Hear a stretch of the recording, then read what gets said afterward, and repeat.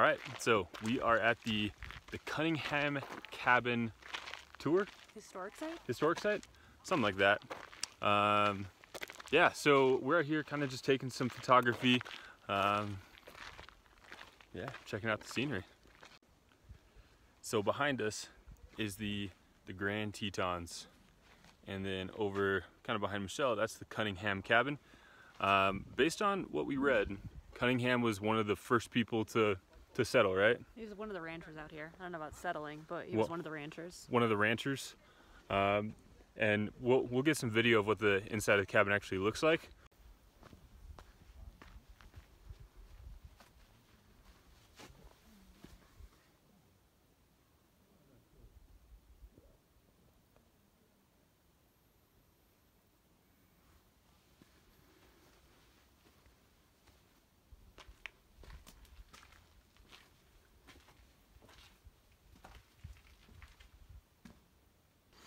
But based on what we can kind of see and what we've seen before, it's pretty sparse. There's not a whole lot out there. So.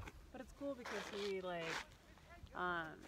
originally he opposed the national park and forming it, and didn't want to give up ranch land for it. And then he eventually became a huge advocate, and he got a petition and got 97 other ranchers to pool their land and form a national recreation area that later became this park. So that's pretty cool. That is super cool. So yeah, let's get some landscape photography, maybe some pictures of the mountains, and then maybe I'll splice them in right here.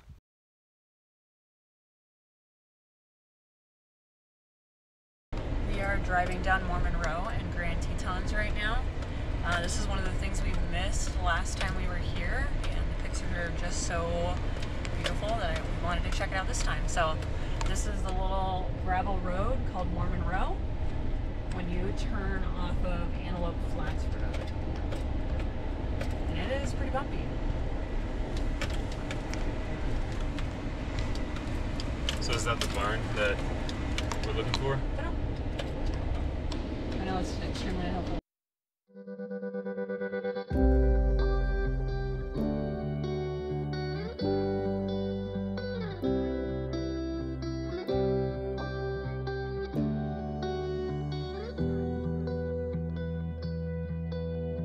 In front of us is one of probably the older barns out here.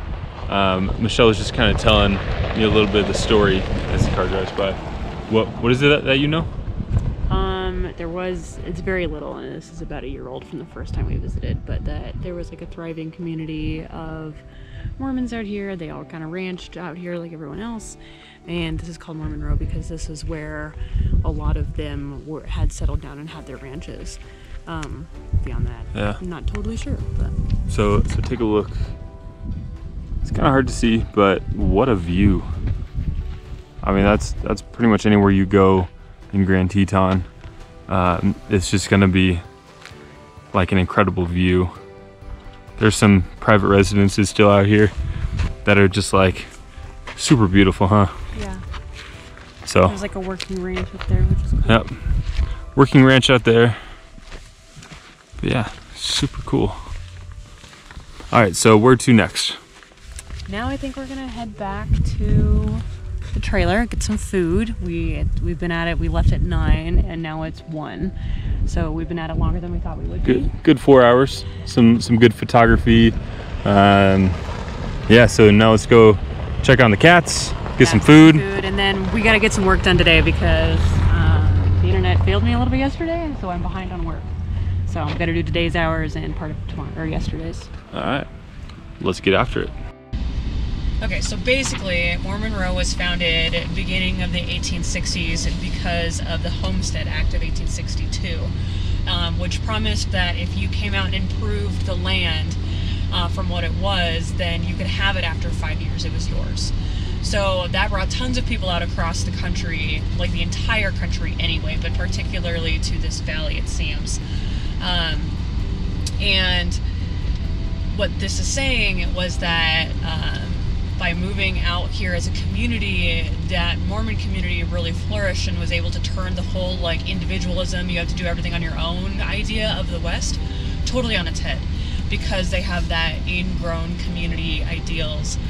Particularly one thing it mentions, because the Moulton barns are so famous, is the communal barn raises, where all the men in the community would help raise the barn and the women would support providing meals, and it was a big event. Cool. So now we're heading back to the trailer. We're gonna get some food, kind of do a little rest, recovery, and then we have at least probably a couple hours of work that we're gonna try to get done. Hopefully we can find some internet at the Jackson Lodge, which is like not even 10 minutes away from, maybe 10 minutes away from our campsite. So word on the street is there's Wi-Fi there.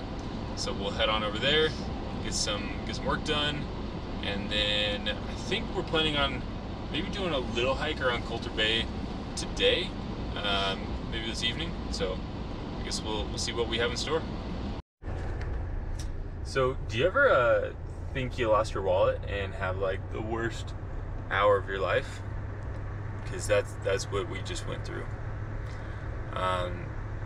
We went to the visitor center to just kind of check it out, and we ended up almost buying like a magnet for our fridge, and then what were you gonna get? Postcard. A postcard. So Tom and Jody, if you're watching this, that postcard is for you. And then only when you go to buy this stuff, you realize that you don't have your wallet, and then you start thinking about the last time you actually saw your wallet. But your brain doesn't remember like the times in between when you actually had your wallet, like when you put it in your coat this morning. That is true. So we just spent probably the last 45 minutes looking for my wallet that was in our trailer. And then you start going through, okay, well now I have to. Also, quick note, last time we were on this hike, there were people everywhere. Yeah. It was super busy. Now granted, tonight is literally the last night the park is open. Not the park, the campground. The campground. So like there aren't people here, which is kind of cool. Yeah. But a little eerie. Also weird knowing what it was like before. Yeah. So on this hike, I'd be surprised if we run into anyone. Now with that being said, no, we'll run into someone. There are a bunch of kid voices behind us, but there were a couple parents who had like 4 kids, and they looked like they were kind of in over their head a little bit. Like their car was a garage sale of things. Yeah. Getting all 4 of them in. There were literally headrests out the back hatch. Which you can't knock them. I haven't been there, but Yeah, seriously, we can't judge. We have 2 cats, and those are our kids, and they just sleep when we're not there. So, but anyway, here's the hike. There's the dry marina. Yes, that is asphalt covered in pine needles. But there's like a little bit of like swampy water out there. Yeah. But yeah, I mean, regardless, it's super pretty. In case you were wondering, the trail actually did turn into like a normal dirt trail. But now Michelle is paranoid about bears. In Phil's panic about his wallet, he took off his bear spray. Now we don't have bear spray. So yeah, we don't have bear spray now. It's not that long of a hike, but that doesn't really matter. We should probably have bear spray. Yeah. So yeah, we're just gonna keep talking the whole time.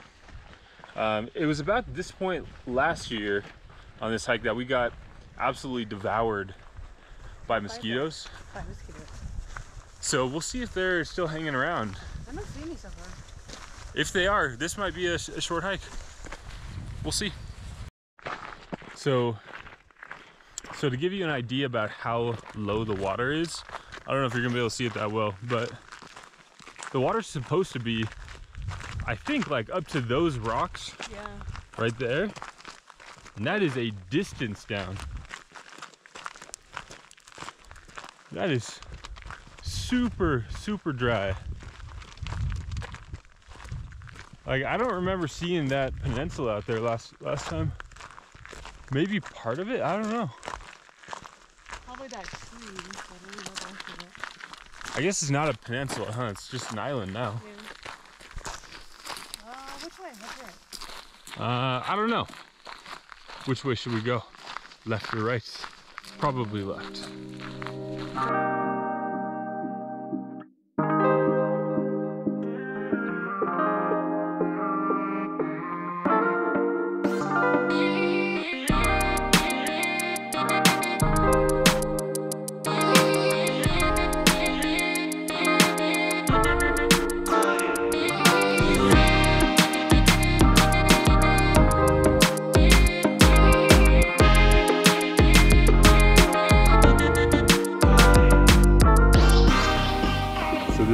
Michelle is warding off the bears. She's slapping her leg with the paper. Or you could just say, hey bear. This is a good opportunity to teach people, right? So restoration area, no walking. I don't know if you can see that. But we've already passed like, ooh, I just stepped on Michelle. We've already passed like 3 of those, and they're just doing their best to cover them up so people won't walk. Goes back to the principles of leave no trace. So if you're out on a hike, stay on the designated areas, don't wander off. If you have garbage, candy wrappers, whatever, make sure those come out with you. And also, something I like to do is, if you see garbage on the trail, just pick it up. Shove it in like your backpack pocket or something like that. Wash your hands when you get out, but yeah, just try to leave the areas better than when you got there. All right, time to pull out. We got the trailer hooked up. We are currently waiting in line at a dump station. Yeah, it was a good little trip. We were here for, was it 5 nights, I think? 5 nights. Gotta meet a couple nice people. Bruce across the street. There's literally no chance Bruce will ever see this, but sorry we didn't say goodbye to you before we took off. We actually made super good time leaving. But yeah, it was a really good trip. It's like 9 a.m. right now. We are meeting my parents and aunt and uncle in Yellowstone. So that'll be a lot of fun. Hopefully we'll get to see some cool stuff there, see some animals. We saw some animals here. We saw one bear run through the campsite. We saw lots of elk. Lots of elk. We saw one very distant moose. Lots of deer. Yeah, lots of deer. Even in the campsite, deer. But I mean, we both grew up around deer. Some antelope, bison. Yep, some buff. But yeah, no, it was a really good trip. Got a couple good hikes in. Almost lost my wallet. Glad we did not. We did not almost lose your wallet. It was in the trailer. We lost it for a period of time. It was lost to us. It was not lost. But lost regardless. So yeah, now we're just waiting for the Airstream in front of us to fill up their tank, which it looks like they're done doing. And we don't need to fill up water because the KOA we're staying at with my parents and aunt and uncle is full hookups, which is going to be super nice to charge our batteries and turn the TV on. Catch up on our YouTubers. Yeah, and also get quite a bit of work done. So that'll be really good. So looks like Airstream is just about done. He's pulling out, so we're gonna dump our tanks and get on out of here.